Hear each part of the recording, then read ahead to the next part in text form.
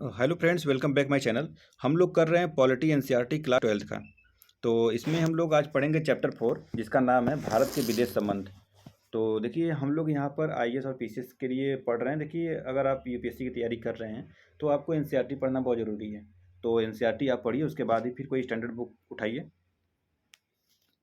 जैसे लक्ष्मीकांत वगैरह हो गया, तो स्टैंडर्ड बुक वही है।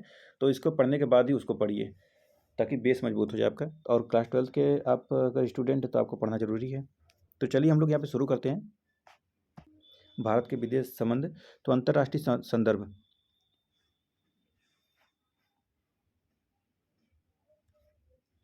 भारत बड़ी विकट और चुनौतीपूर्ण अंतर्राष्ट्रीय परिस्थितियों में आज़ाद हुआ था। दुनिया महायुद्ध की तबाही से अभी बाहर निकली थी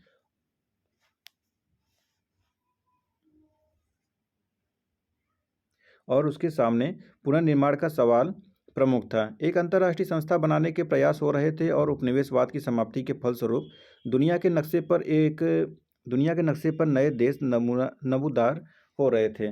नए देशों के सामने लोकतंत्र कायम करने और अपनी जनता की भलाई करने की दोहरी चुनौती थी। स्वतंत्रता के तुरंत बाद भारत ने जो विदेश नीति अपनाई, उनमें हम इन सारे सरोकारों की झलक पाते हैं। वैश्विक स्तर के इन सरोकारों के अलावा भारत की कुछ अपनी चिंताएं भी थीं। अंग्रेजी सरकार अपने पीछे अंतर्राष्ट्रीय विवादों की एक पूरी विरासत छोड़ गई थी। बंटवारे के कारण अलग से दबाव पैदा हुए थे और गरीबी मिटाने का काम सामने मुंह बाएं खड़ा था। कुल जमा इन्हीं संदर्भों के बीच भारत ने एक स्वतंत्र राष्ट्र राज्य के रूप में अंतर्राष्ट्रीय मामलों में भागीदारी शुरू की। एक राष्ट्र के रूप में भारत का जन्म विश्व युद्ध की पृष्ठभूमि में हुआ था। ऐसे में भारत ने अपनी विदेश नीति में अन्य सभी देशों की संप्रभुता का सम्मान करने और शांति कायम करके अपनी सुरक्षा सुनिश्चित करने का लक्ष्य सामने रखा था। इस लक्ष्य की प्रतिध्वनि संविधान के नीति निर्देशक सिद्धांत में सुनाई देती है। आगे आता है, जिस तरह किसी व्यक्ति या परिवार के व्यवहारों को अंदरूनी और बाहरी कारक निर्देशित करते हैं, उसी तरह एक देश के विदेश नीति पर भी घरेलू और अंतर्राष्ट्रीय वातावरण का असर पड़ता है। विकासशील देशों के पास अंतर्राष्ट्रीय व्यवस्था के भीतर अपने सरोकारों को पूरा करने के लिए जरूरी संसाधनों का अभाव होता है। इसके चलते वे बढ़े चढ़े देशों की अपेक्षा बड़े सीधे साधे लक्ष्यों को लेकर अपने विदेश नीति तय करते हैं। ऐसे देशों का जोर इस बात पर होता है कि उनके पड़ोस में अमन चैन कायम रहे और विकास होता रहे। इसके अतिरिक्त विकासशील देश आर्थिक और सुरक्षा की दृष्टि से ज़्यादा ताकतवर देशों पर निर्भर होते हैं। इस निर्भरता का भी उनकी विदेश नीति पर जब तब असर पड़ता है। दूसरे विश्व युद्ध के तुरंत बाद के दौर में अनेक विकासशील देशों ने ताकतवर देशों की मर्जी को ध्यान में रखकर अपनी विदेश नीति अपनाई, क्योंकि इन देशों से इन्हें अनुदान अथवा कर्ज मिल रहा था। इस वजह से दुनिया के विभिन्न देश दो खेमों में बट गए। एक खेमा संयुक्त राज्य अमेरिका और उसके समर्थक देशों के प्रभाव में रहा, तो दूसरा खेमा सोवियत संघ के प्रभाव में। आपने इसके बारे में समकालीन विश्व राजनीति नामक पुस्तक में पढ़ा होगा। आपने इस किताब में गुटनिरपेक्ष आंदोलन के बारे में भी पढ़ा होगा। आप इस किताब में पढ़ चुके हैं कि शीत युद्ध के बाद अंतर्राष्ट्रीय संबंधों का संदर्भ पूरी तरह बदल गया। बहरहाल, जब भारत आज़ाद हुआ था और अपनी विदेश नीति तैयार कर रहा था, तब शीत युद्ध शुरू हुआ था और दुनिया बड़ी तेजी से दो खेमों में बढ़ती जा रही थी। क्या 1950 और 60 के दशक की विश्व राजनीति में इन दोनों में से किसी खेमे में शामिल था? क्या भारत अपनी विदेश नीति की शांतिपूर्ण ढंग से लोगों को लागू करने और अंतर्राष्ट्रीय झगड़ों से बचे रहने में सफल रहा? तो आगे देखते हैं, गुटनिरपेक्ष की नीति क्या है। भारतीय राष्ट्रीय आंदोलन अपने आप में कोई स्वतंत्र घटना नहीं है। पूरी दुनिया में उपनिवेशवाद और साम्राज्यवाद के विरुद्ध संघर्ष चल रहे थे और भारतीय राष्ट्रीय आंदोलन भी इसी विश्वव्यापी संघर्ष का हिस्सा था। इस आंदोलन का असर एशिया और अफ्रीका के कई मुक्ति आंदोलनों पर हुआ। आज़ादी मिलने से पहले भी भारत की राष्ट्रव्यापी नेता दुनिया के अन्य उपनिवेशों में मुक्ति संग्राम चला रहे नेताओं के संपर्क में थे। ये सभी नेता आखिर उपनिवेशवाद और साम्राज्यवाद के विरुद्ध एक साझी लड़ाई लड़ रहे थे। नेता सुभाष चंद्र बोस ने दूसरे विश्व युद्ध के दौरान इंडियन नेशनल आर्मी (INA) का गठन किया था। इससे साफ साफ जाहिर होता है कि स्वतंत्रता आंदोलन के दौरान भारत के संबंध विदेशों में रह रहे भारतीयों से बन चुके थे। किसी राष्ट्र की विदेश नीति से उसके अंदरूनी और बाहरी सरोकार की झलक मिलती है।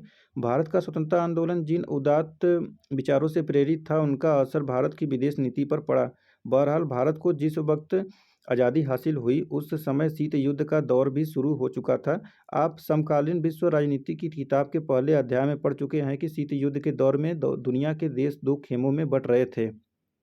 एक खेमे का अगुवा संयुक्त राज्य अमेरिका, दूसरे का सोवियत संघ। दोनों खेमों के बीच विश्व स्तर पर आर्थिक, राजनीति और सैन्य टकराव जारी था। इसी दौर में संयुक्त राष्ट्र संघ भी अस्तित्व में आया। परमाणु हथियारों का निर्माण शुरू हुआ। चीन में कम्युनिस्ट शासन की स्थापना हुई। औपनिवेशीकरण की प्रक्रिया भी इसी दौर में आरंभ हुई थी। भारत के नेताओं को अपने राष्ट्रीय हित इसी संदर्भ के साधने थे।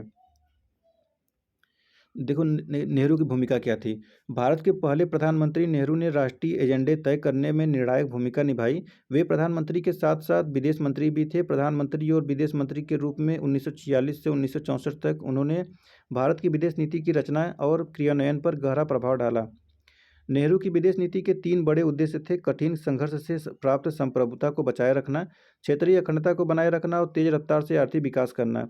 नेहरू इन उद्देश्यों को गुटनिरपेक्ष की नीति अपनाकर हासिल करना चाहते थे। उन दिनों देश में कुछ पार्टियां और समूह ऐसे भी थे जिनका मानना था कि भारत को अमेरिकी खेमे के साथ ज़्यादा नज़दीकी बढ़ानी चाहिए, क्योंकि इस खेमे की प्रतिष्ठा लोकतंत्र के हिमायती के रूप में थी। इस धारा पर सोचने वालों में डॉक्टर भीमराव अम्बेडकर भी शामिल थे। साम्यवाद की विरोधी कुछ राजनीतिक पार्टियां भी चाहती थी कि भारत अपनी विदेश नीति अमेरिका के पक्ष में बनाए। ऐसे दलों में भारतीय जनसंघ और स्वतंत्र पार्टी प्रमुख थे, लेकिन विदेश नीति को तैयार करने के मामले में नेहरू की खासी बढ़त हासिल थी। अब दो खेमों में से दूरी कैसे हुई है, तो देखिए आप। आज़ाद भारत की विदेश नीति में शांतिपूर्ण विश्व का सपना था और इसके लिए भारत ने गुटनिरपेक्ष नीति का पालन किया। भारत ने इसके लिए शीत युद्ध में से उपजे तनाव को कम करने की कोशिश की और संयुक्त राष्ट्र संघ के शांति अभियानों में अपनी सेना भेजी। आप पूछ सकते हैं कि शीत युद्ध के दौरान भारत किसी खेमे में क्यों शामिल नहीं हुआ। तो भारत अमेरिका और सोवियत संघ की अगुवाई वाले असैन्य गठबंधनों से अपने को दूर रखना चाहता था। समकालीन विश्व राजनीति की किताब में आप पढ़ चुके हैं कि शीत युद्ध के समय अमेरिका ने उत्तर अटलांटिक संधि यानी नाटो और सोवियत संघ ने इसके जवाब में वर्सा पैक्ट नामक संगठन बनाया था।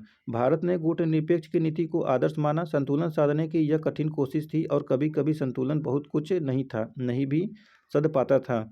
1956 में जब ब्रिटेन ने सुएज नहर के मामले को लेकर मिस्र पर आक्रमण किया तो भारत ने इस नौ औपनिवेशिक हमले के विरुद्ध विश्वव्यापी विरोध की अगुवाई की। इस साल सोवियत संघ ने हंगरी पर आक्रमण किया था, लेकिन भारत ने सोवियत संघ के इस कदम को सार्वजनिक निंदा की। ऐसी स्थिति के बावजूद कमोबेश भारत ने अंतर्राष्ट्रीय मामलों पर स्वतंत्र रवैया अपनाया। उसे दोनों खेमों के देशों ने सहायता अनुदान दिए। भारत अभी बाकी विकासशील देशों को गुटनिरपेक्ष की नीति के बारे में आश्वस्त करने में लगा था कि पाकिस्तान अमेरिकी नेतृत्व वाले सैन्य गठबंधन में शामिल हो गया। इस वजह से 1950 के दशक में भारत अमेरिकी संबंधों में खटास पैदा हो गई। अमेरिका सोवियत संघ से भारत की बढ़ती हुई दोस्ती को लेकर भी नाराज था। आपने पिछले अध्याय में पढ़ा कि भारत ने नियोजित विकास की रणनीति अपनाई थी। इस नीति में जोर आयात को कम करने पर था। इसमें संसाधन आधार तैयार करने पर जोर दिया गया। इसके परिणामस्वरूप निर्यात के मामले में भी प्रगति बढ़ी थी। विकास की इस रणनीति के कारण बाहरी दुनिया से भारत का आर्थिक लेन देन बड़ा सीमित था। आगे आता है एफ्रो एशियाई एकता। भारत के आकार, अविस्फीति और शक्ति संभावना को भांपकर नेहरू ने विश्व के मामलों, खासकर एशियाई मामलों में भारत के लिए बड़ी भूमिका निभाने का सपना देखा था। नेहरू के दौर में भारत ने एशिया और अफ्रीका के 9 स्वतंत्र देशों के साथ संपर्क बनाए। 1940 और 50 के दशकों में नेहरू बड़े मुखर स्वर में एशियाई एकता की पैरोकारी करते रहे। नेहरू की अगुवाई में भारत ने 1947 के मार्च में ही एशियाई संबंध सम्मेलन यानी एशियन रिलेशंस कॉन्फ्रेंस का आयोजन कर डाला था। जबकि अभी भारत को आज़ादी मिलने में 5 महीने शेष थे। भारत ने इंडोनेशिया की आज़ादी के लिए भरपूर प्रयास किए। भारत चाहता था कि इंडोनेशिया डच औपनिवेशिक शासन से यथासंभव शीघ्र ही मुक्त हो जाए। इसके लिए भारत ने 1949 में इंडोनेशिया की स्वतंत्रता संग्राम के समर्थन में एक अंतर्राष्ट्रीय सम्मेलन किया। भारत औपनिवेशीकरण की प्रक्रिया का प्रबल समर्थक था और उसने पूरी दृढ़ता से नस्लवाद का, खासकर दक्षिण अफ्रीका में जारी रंगभेद का विरोध किया था। अब आता है आगे चीन के साथ शांति और संघर्ष। पाकिस्तान के साथ अपने संबंधों के विपरीत आज़ाद भारत ने चीन के साथ अपने रिश्तों की शुरुआत बड़े दोस्ताना ढंग से की। चीनी क्रांति 1949 में हुई थी। इस क्रांति के बाद भारत चीन कम्युनिस्ट सरकार को मान्यता देने वाले पहले देशों में से एक थे। पश्चिमी प्रभुत्व के चंगुल से निकलने वाले इस देश को लेकर नेहरू के हृदय में गहरे भाव थे और उन्होंने अंतर्राष्ट्रीय फलक पर इस सरकार की मदद की थी। शांतिपूर्ण सह अस्तित्व के 5 यहाँ पर है शांतिपूर्ण सह अस्तित्व के 5 सिद्धांतों यानी पंचशील घोषणा भारत के प्रधानमंत्री नेहरू और चीन के प्रमुख चाउ एन लाई ने संयुक्त रूप से 29 अप्रैल 1954 को की। दोनों देशों के बीच मजबूत संबंध की दिशा में यह एक अगला कदम था। भारत और चीन के नेता एक दूसरे के देश का दौरा करते थे और उनके स्वागत में बड़ी भीड़ जुटती थी। चीन का आक्रमण 1962। चीन के साथ भारत के इस दोस्ताना रिश्ते में 2 कारणों से खटास आई। चीन ने 1950 में तिब्बत पर कब्जा कर लिया।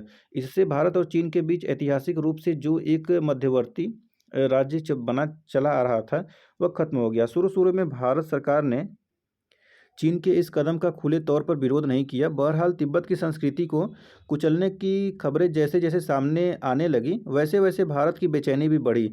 तिब्बत के धार्मिक नेता दलाई लामा ने भारत से राजनीति शरण मांगी और 1959 में भारत ने उन्हें शरण दे दी। चीन ने आरोप लगाया कि भारत सरकार अंदरूनी तौर पर चीन विरोधी गतिविधियों को हवा दे रही है।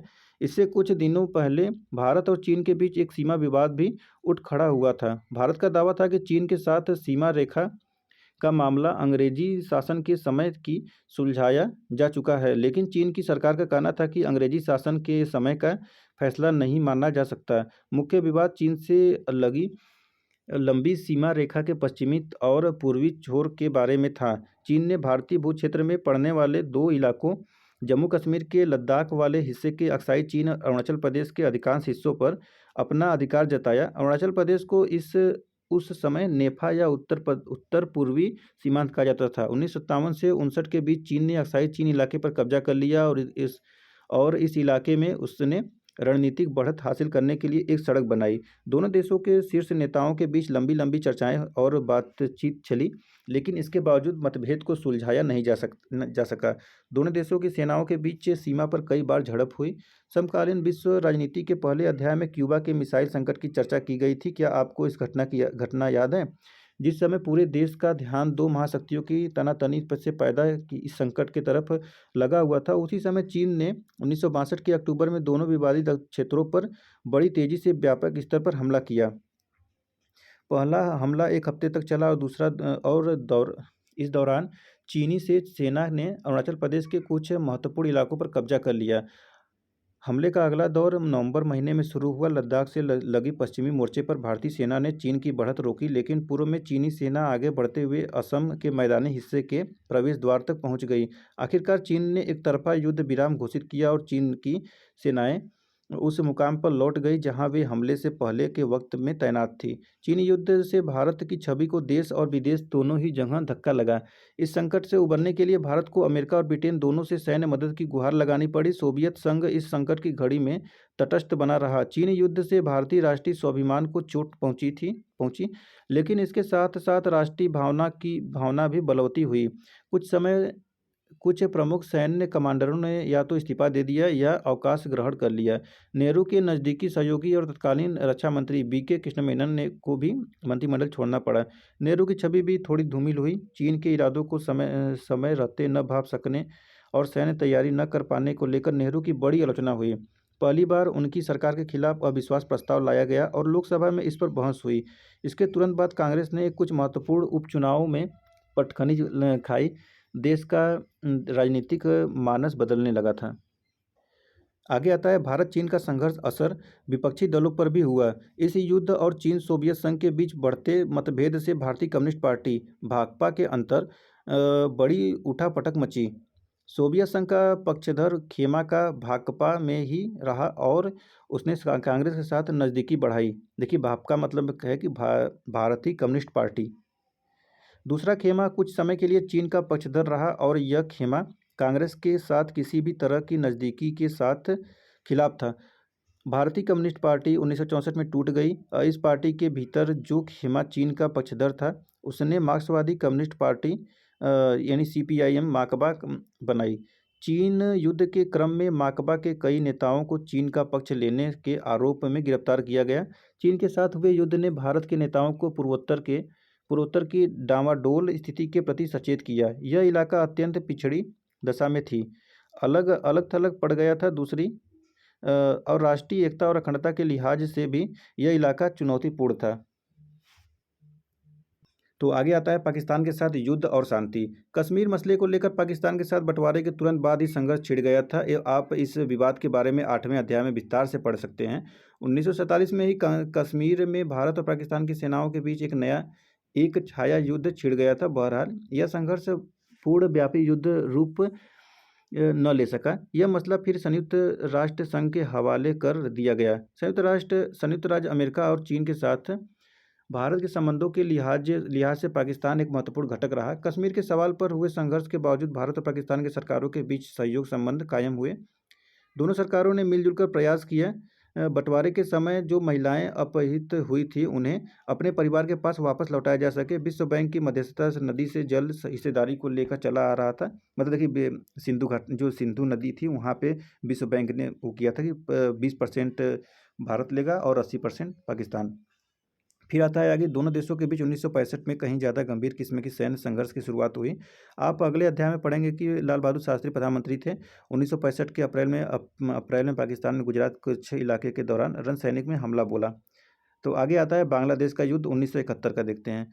1970 में पाकिस्तान के सामने एक गहरा अंदरूनी संकट आ खड़ा हुआ। पाकिस्तान के पहले आम चुनाव में खंडित जनादेश आया। जुल्फिकार अली भुट्टो की पार्टी पश्चिमी पाकिस्तान में विजयी रही, जबकि मुजीबुर रहमान की पार्टी अवामी लीग ने पूर्वी पाकिस्तान में जोरदार कामयाबी हासिल की। पश्चिमी पाकिस्तान के नेताओं के हाथों अपने साथ ही हुए दोयम दर्जे के नागरिक के बर्ताव के विरोध में पूर्वी पाकिस्तान की बंगाली जनता ने इस पार्टी को वोट दिया था। पाकिस्तान के शासक इस जनादेश को स्वीकार नहीं कर पा रहे थे। अवामी लीग एक परिसंघ बनाने की मांग कर रही थी, लेकिन वे इस मांग को भी स्वीकार करने के लिए तैयार नहीं थे। इसकी जगह पाकिस्तानी सेना ने 1971 में शेख मुजीब को गिरफ्तार कर लिया और पूर्वी पाकिस्तान के लोग पर जुल्म ढाने शुरू किए। जवाब में पूर्वी पाकिस्तान की जनता ने अपने इलाके यानी मौजूदा बांग्लादेश को पाकिस्तान से मुक्त कराने के लिए संघर्ष छेड़ दिया। 1971 में पूरे साल भारत को 80 लाख शरणार्थियों का बोझ वहन करना पड़ा। ये शरणार्थी पूर्वी पाकिस्तान से भागकर भारत के नज़दीकी इलाकों में शरण लिए हुए थे। भारत ने बांग्लादेश को मुक्ति संग्राम की नैतिक समर्थन और भौतिक सहायता दी। पाकिस्तान ने आरोप लगाया कि भारत उसे तोड़ने की साजिश कर रहा है। पाकिस्तान को अमेरिका और चीन ने मदद की। 1960 के दशक में अमेरिका और चीन के बीच संबंधों को सामान्य करने की कोशिश चल रही थी और इससे एशिया में सत्ता समीकरण नया रूप ले रहा था। अमेरिकी राष्ट्रपति रिचर्ड निक्सन के सलाहकार हेनरी किसिंजर ने 1971 के जुलाई में पाकिस्तान होते हुए गुपचुप चीन का दौरा किया। अमेरिका पाकिस्तान चीन को धुरी बनती देख भारत ने इसके जवाब में सोवियत संघ के साथ 1971 में शांति और मित्रता की एक 20 वर्षीय संधि पर दस्तखत किए। संधि से भारत को इस बात का आश्वासन मिला कि हमला होने की सूरत में सोवियत संघ भारत की मदद करेगा।